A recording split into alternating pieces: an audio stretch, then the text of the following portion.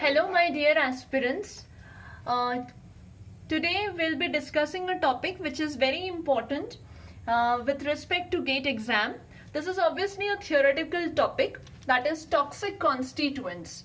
Now you must be thinking that why today we are discussing a theoretical topic. The reason is, if you want to get a good score in your GATE exam, you need to answer both theoretical and numerical questions. Till now, whichever video I have uploaded, I have discussed numerical question. But answering only numerical questions will not give you good score.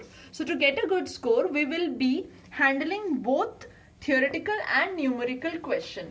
Now from this topic, toxic constituents, you can expect a question which will either carry 2 marks or 1 mark. Now how do they give question in GATE exam? They give it in match the column form. So you will be having group 1 and you will be having group 2. Now what is this toxic constituents all about? There are some plant sources that may be pulses, actually basically pulses.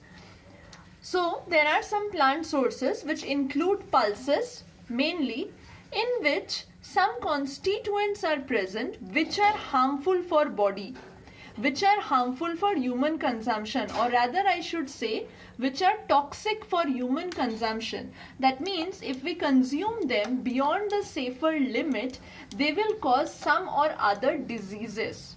So to prepare for the 2021 GATE exam, we'll be discussing some of the toxic constituents. You only need to remember 2 names. One name would be related to the plant source and another name will be related to the toxic constituent present in that plant source. For example, if I talk about the plant source, that is Khesari dal. Khesari dal, you may also get the name as Latirus sativus. This is the scientific name, Khesari dal, commonly known as. Now the toxic constituent which is present in this is beta N oxallyl L alpha beta diamino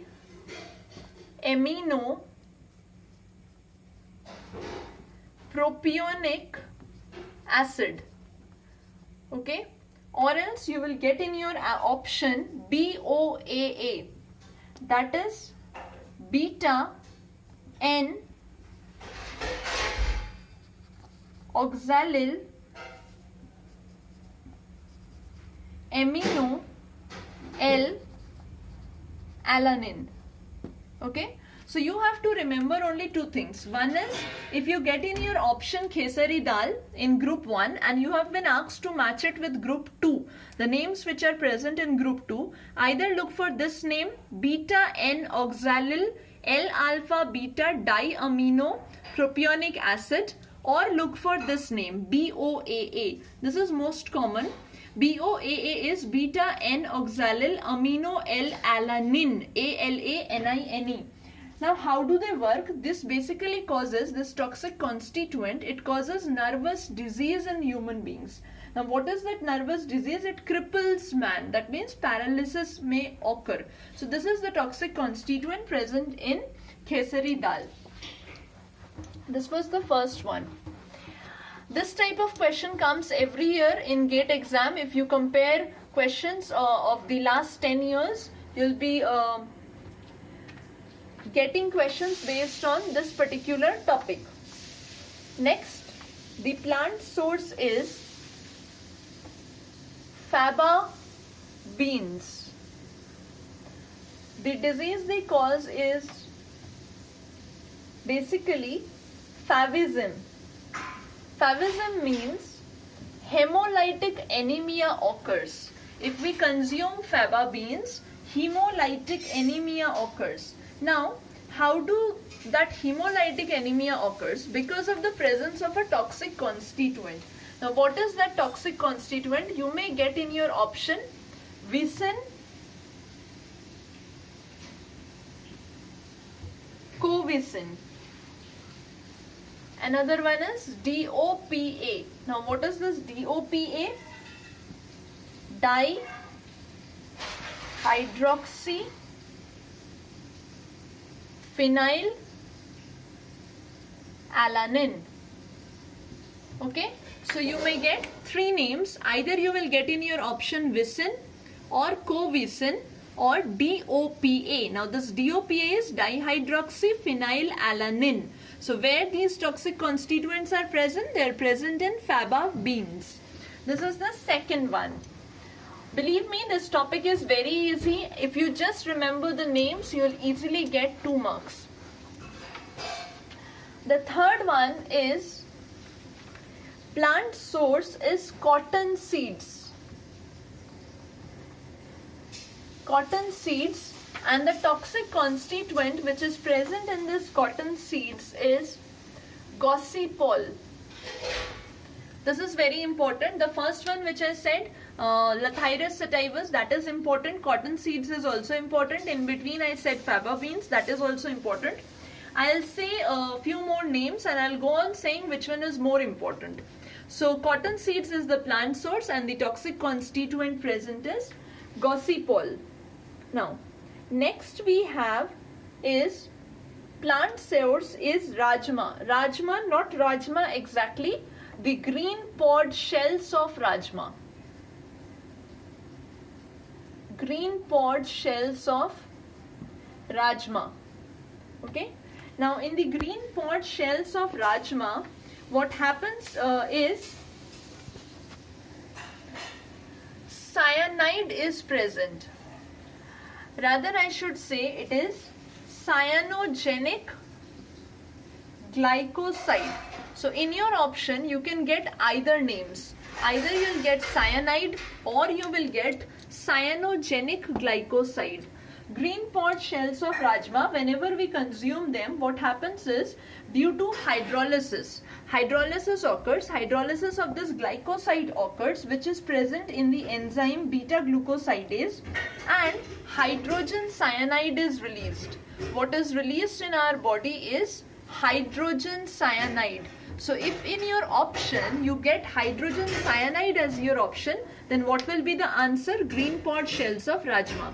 In fact, you may not get this word green pod shells, you may only get rajma as your option. So then also you will match it with this particular thing, either hydrogen cyanide or cyanogenic glucoside.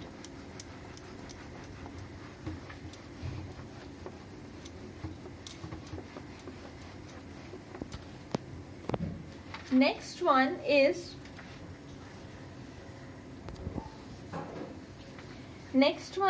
the sources are red gram or it may be Bengal gram.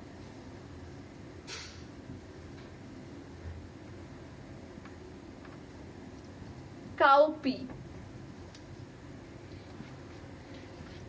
And the toxic constituent is trypsin inhibitors.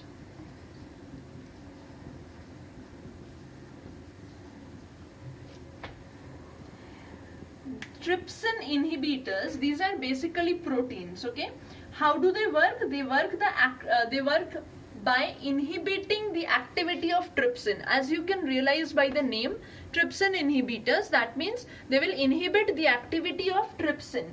Now where they will inhibit the activity of trypsin? In the gut, so that whatever proteins we consume, those proteins will not be able to get proper digestion process. So as they will not be digested in our stomach, so obviously they will not be utilized by our body. So protein consumption becomes useless. Okay, so to consume protein or to utilize that protein, we need to avoid trypsin inhibitors in the body. For that we need to avoid red gram, Bengal gram and cowpea. Beyond a safer level, they become toxic. Okay, next plant source is soya bean. soybean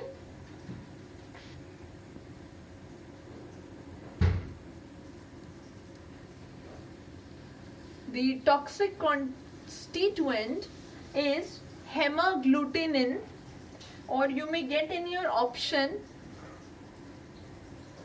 phytoagglutinins or lectins. Okay, they interfere in the absorption of amino acids. As you know, amino acids are very important for our body. So beyond a safer level of consumption of soybean, this can become harmful for our body, as it consists of some of the toxic constituents, that is hemagglutinin, which is also known as phytoagglutinin or lectins, right?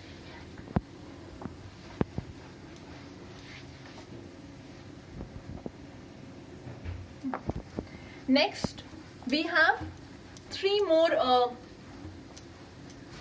plant sources and their respective toxic constituents. Okay, so next one is groundnuts. Groundnuts, these are also present in lentils and soybean, and the toxic constituent which you will find in them is saponins. Saponins. Okay, this is not so important. Another one is where soybean is obviously included. Soybean, groundnut, lentils, same. Whatever I have written here, here also same. Soybean, groundnut, lentil, and the toxic constituent present is goitrogens. Next one is legumes. Okay, in the seed coat of legumes, the toxic constituent present in tannins. So you can see, only by remembering these names you can answer easily 2-mark questions. Go through previous year question papers. If you have any doubt, you can ask me, and I'll be uploading further videos. They will be based on theoretical and numerical part both. Till then, keep practicing. If you like the video, share it and subscribe the channel. Thank you so much and wish you all the best for 2020.